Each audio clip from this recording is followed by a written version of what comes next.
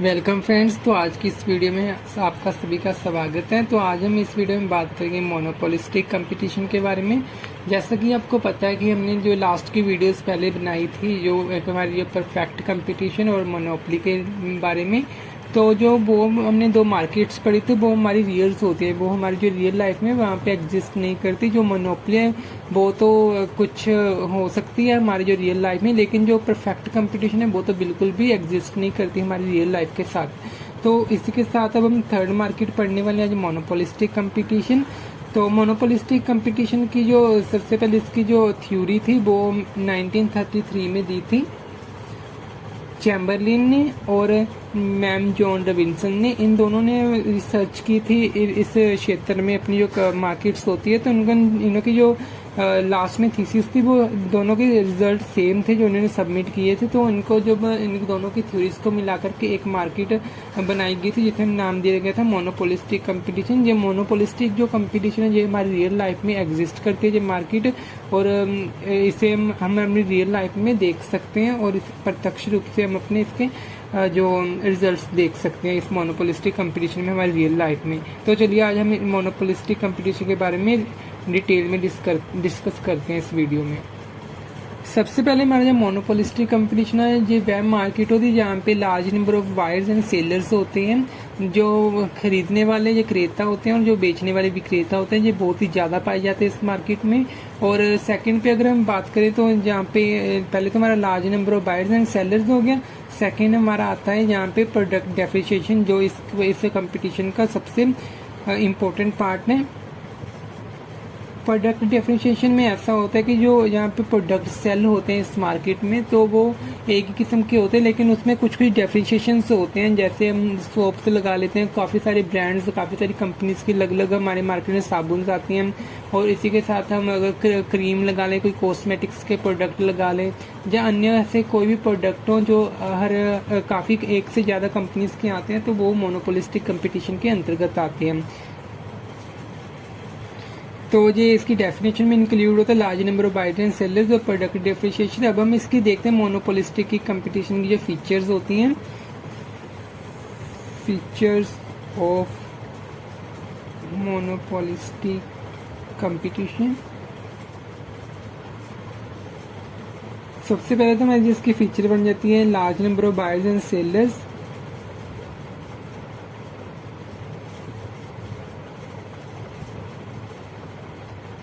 बहुत ही ज़्यादा जहाँ पे बेचने वाले भी होते हैं और ख़रीदने वाले भी होते हैं इस मार्केट में। सेकंड हमारा जो आता है प्रोडक्ट डेप्रिसिएशन।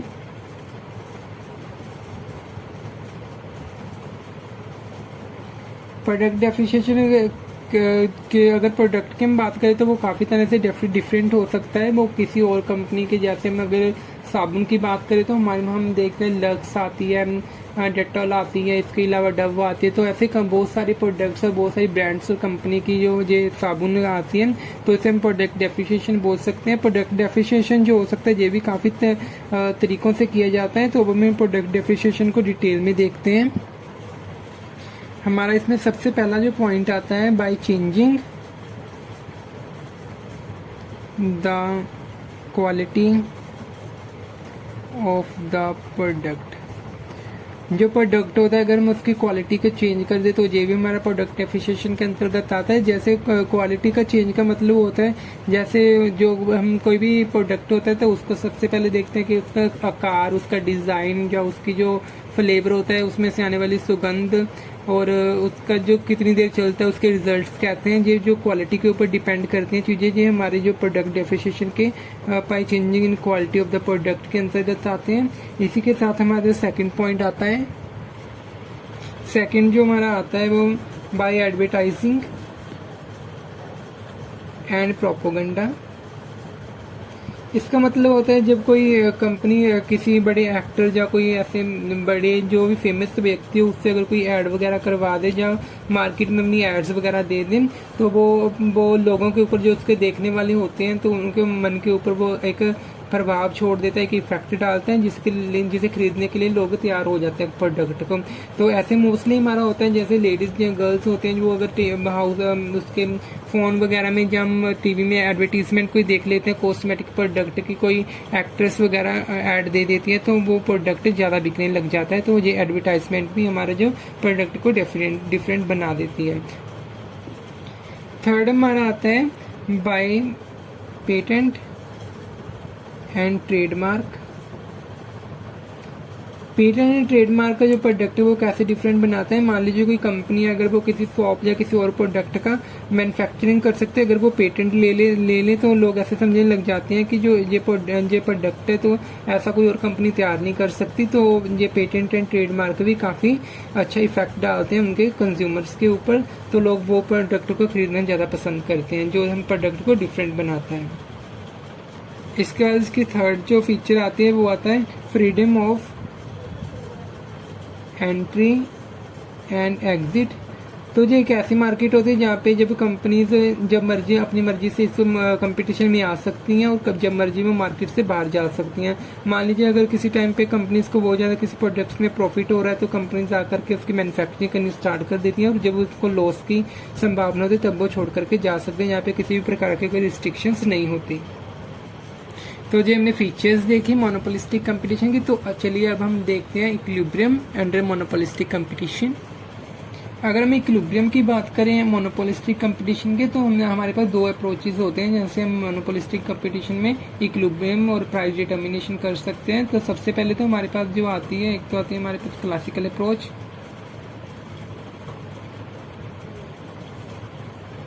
सेकेंड हमारे पास आती है चैम्बरलिन अप्रोच,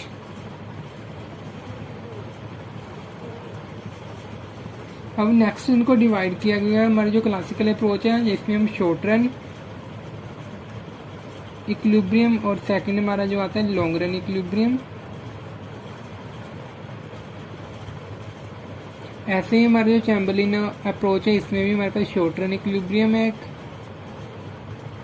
और हमारे पास सेकंड लॉन्ग रन इक्विलिब्रियम। अब सबसे पहले हम क्लासिकल अप्रोच पढ़ते हैं डिटेल में। चैम्बरलिन अप्रोच में सबसे पहले हमारे पास तीन कंडीशंस होती हैं। एक तो हमारे पास होता है सुपरनॉर्मल प्रॉफिट,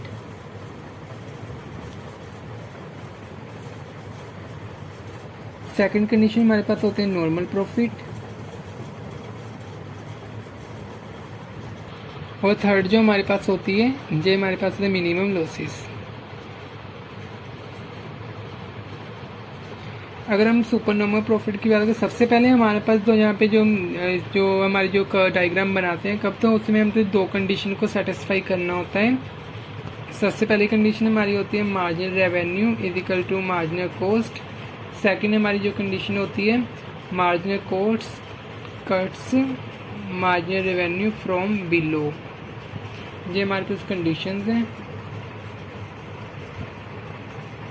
तो सबसे पहले हम सुपरनॉर्मल प्रॉफिट की देखते हैं। सुपरनॉर्मल प्रॉफिट में वाई यहाँ पे एक्स एक्सिस, यहाँ पे ओ, इधर हमारा प्राइस, इधर क्वांटिटी। जो इसका कर्व होता है ये थोड़ा सा ऐसे होता है,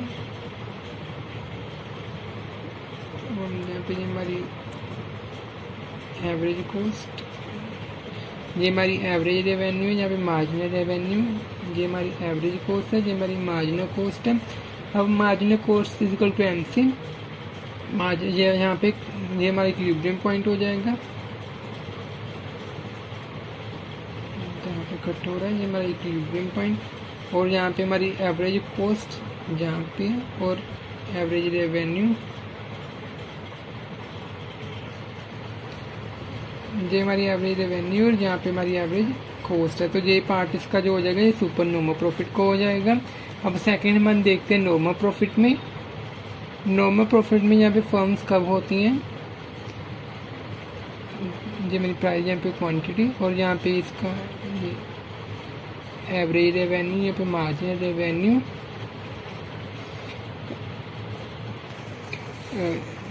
ये हमारे यहाँ पे मार्जिनल कॉस्ट, जहाँ पे इसका फाइंड आउट कर दिया हमारे यहाँ इक्विलिब्रियम पॉइंट आ जाएगा, ये जहाँ से सीधा है इक्विलिब्रियम पॉइंट, और यहाँ पे हमारी एवरेज कॉस्ट, ये हमारी एवरेज कॉस्ट आ जाएगी।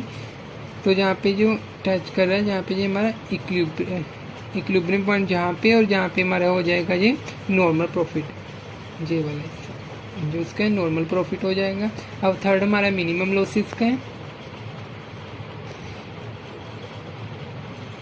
ये हमारी एवरेज रेवेन्यू, ये मार्जिनल रेवेन्यू, यहाँ वाई, यहाँ पे एक्स, यहाँ पे इधर प्राइस, यहाँ पे हमारी क्वांटिटी,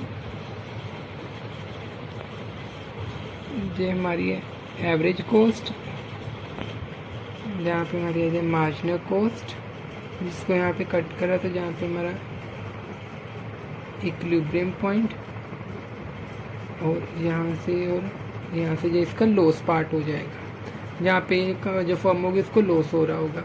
तो ये हमारी जो 3 कंडीशन सुपर नॉर्मल प्रॉफिट और मिनिमम लॉसेस की। तो अब हम देखते हैं लॉन्ग रन में क्लासिकल अप्रोच।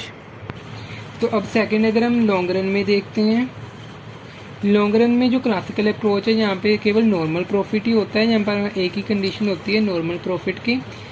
तो जो इसकी डायग्राम होती है जैसे हमने पहले देखी थी, यहाँ पे वाई एक्सिस, एक्स एक्सिस, और यहाँ पे वो इधर हमारा प्राइस डिटर्मिन होता है, यहाँ पे क्वांटिटी,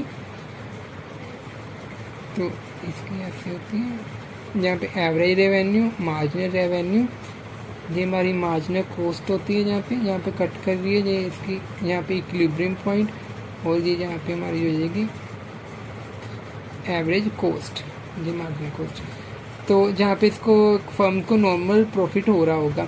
अगर मान लीजिए सपोज कीजिए कि जो लॉन्ग रन में अगर कोई फर्म्स है वो सुपर नॉर्मल प्रॉफिट अगर ले रही है, तो जहाँ पे सुपर नॉर्मल जब प्रॉफिट ले रही होंगी तो नई फर्में जो मार्केट में वो एंट्री नई फर्में प्रवेश कर जाएंगी, तो उसकी वजह से जो सप्लाई है वो बढ़ जाएगी। प्रोडक्शन बढ़ने के साथ साथ जो कॉस्ट होगी वो कॉस्ट भी इसकी इंक्रीज हो जाएगी, क्योंकि जब नई फर्में आएंगी मार्केट में एंट्री करेंगी तब जो रॉ मटेरियल उसका प्राइस इंक्रीज हो जाएगा और लेबर का प्राइस जो इंक्रीज हो जाएगा, उसकी वजह से कॉस्ट इंक्रीज हो जाएगी। और सप्लाई ज़्यादा होने की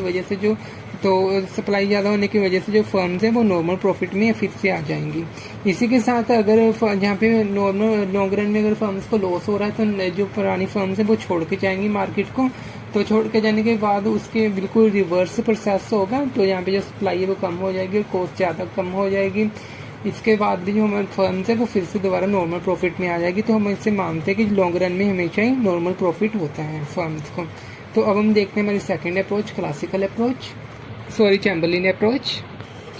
चैम्बरलिन अप्रोच में हम देखते हैं, चैम्बरलिन अप्रोच में concept of industry and group. तो चैम्बरलिन ने सबसे पहले इन दोनों को डिफरेंट बताया, इंडस्ट्री और ग्रुप। तो उसने बोला कि जो इंडस्ट्री होती है वो उन फर्में होते हैं, उन फर्मों का समूह होता है जो एक ही तरह के प्रोडक्ट का निर्माण करती हैं। जैसे हम बोल सकते हैं जो कारों की जो फर्म्स है कार बनाने वाली, अगर उनको मिला करके वो इंडस्ट्री बन जाएगी।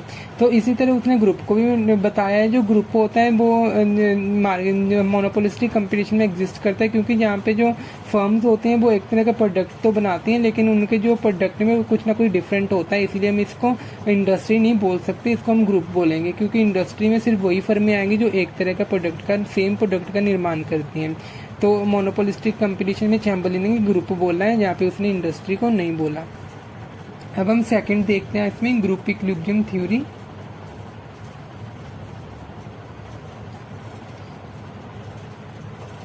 ग्रुप इक्विलिब्रियम थ्योरी में चैम्बरलिन में डायग्राम के रूप में समझाया है कि मान लीजिए हमारे पास ये यहाँ पे वाई एक्सिस, एक्स एक्सिस, इधर प्राइस इधर क्वांटिटी। उसने बोला है कि जब मेरा डिमांड कर्व होता है एक मार्केट का, सेकंड हमारा जो डिमांड कर्व होता है फर्म का, तो जहाँ पे ये कट करेंगी वहाँ पे हमारा जो होगा प्राइस डिटर्मिनेशन हो जाएगा, जहाँ पे ये इक्विलिब्रियम हो जाएगा।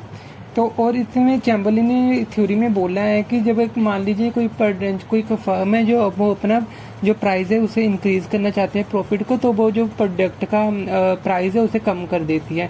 तो उसी को देख करके जो फर्में और होते हैं वो भी अपने जो प्राइस को डिक्रीज कर देती हैं, तो उसका जो प्रॉफिट है वो फिर से नॉर्मल हो जाता है। तो लेकिन अगर कोई कंपनी अपने प्राइस को इंक्रीज करती है तो उसी के साथ जो बाकी की फर्में वो साथ ही इंक्रीज अपने प्राइस को नहीं करती, तो जिससे उसकी जो प्रॉफिट वैल्यू है वो कम हो जाती है, जिसका रिजल्ट में उसकी सेल है वो डिक्रीज हो जाती है। अब हम देखते हैं हमारे शॉर्ट रन में जो इसका इक्विलिब्रियम होता है चैम्बरलिन के द्वारा जो अप्रोच दी गई है। तो इसमें चैम्बरलिन में बताया है कि जो इसकी एवरेज कॉस्ट है हम यहीं पे ले लेते हैं। मान लीजिए इसकी जो एवरेज कॉस्ट है जिसकी एवरेज कॉस्ट है, तो जहाँ से ये कट कर रही है तो ये इसका हो जाएगा, तो ये उसका पर यूनिट प्रॉफिट हो, ये टोटल प्रॉफिट हो जाएगा। और यहाँ पे उसका पर यूनिट प्रॉफिट है, इतनी क्वांटिटी वो प्रोड्यूस कर रहा है जिसको उसको टोटल कॉस्ट पड़ रही है। जो ये था उसका शॉर्ट रन में इक्विलिब्रियम। अब हम देखते हैं लॉन्ग रन में चैम्बरलिन का इक्विलिब्रियम।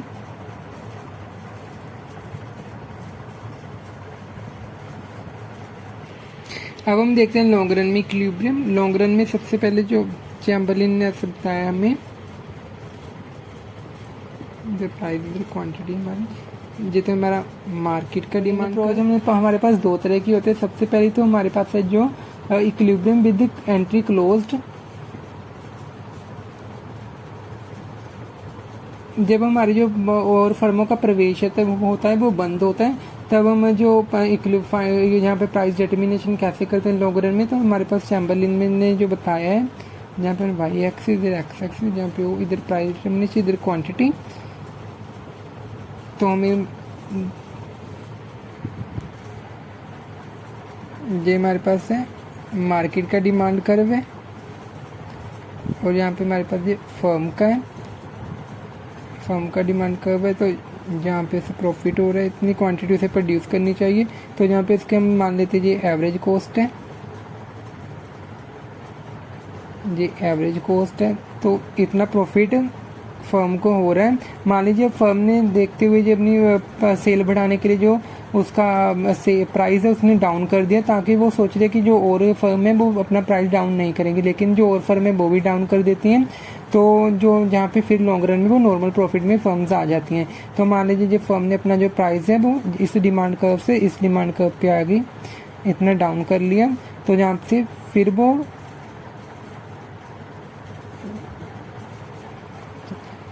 ये इतना जहाँ पे इतना प्राइस आ जाएगा, जहाँ पे सेल बढ़ जाएगी, तो इसका मतलब जहाँ पे नॉर्मल प्रॉफिट पे आ जाएगी।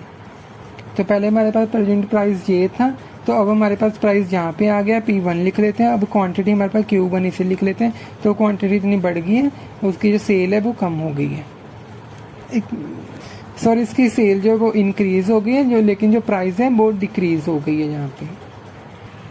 अब हम सेकंड लॉन्ग टर्म में देखते हैं हमारी condition equilibrium with entry opened. जब नई फर्में प्रवेश करती हैं मार्केट में, तो मान लीजिए सपोज कीजिए कि जो लॉन्ग टर्म में है वो फर्म्स को सुपरनॉर्मल प्रॉफिट हो रहा है। जहाँ पे हम देख लेते हैं, जहाँ पे ये मार्केट का डिमांड कर्व है, जहाँ पे फर्म का डिमांड कर्व जो प्रॉफिट है वो सुपर नॉर्मल हो रहा है। तो नई फर्में एंट्री कर जाएंगी मार्केट में प्रॉफिट लेने के लिए।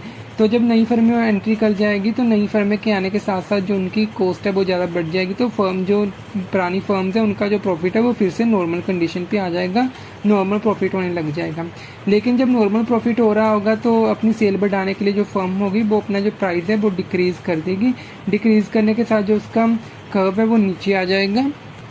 तो उसके बाद जो डिमांड कर्व है वहाँ पे जहाँ पे आ जाएगा फर्म्स का। तो जहाँ पे आने के बाद जो कुछ फर्में थी उनको लॉस होने लग जाएगा, क्योंकि सभी फर्म ने अपना प्राइस वो उसको दे के डिक्रीज कर देंगी। तो जो जिनको यहाँ पे लॉस होगा, जो इसका लॉस का पार्ट हो जाएगा।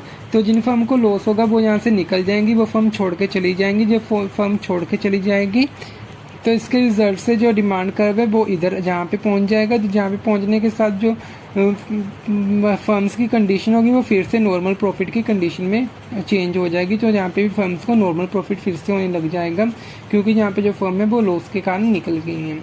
तो ये थे हमारी चैम्बरलिन की अप्रोच और क्लासिकल अप्रोच। तो आज की इस वीडियो में हमने मोनोपोलिस्टिक कंपटीशन को डिटेल में पढ़ा।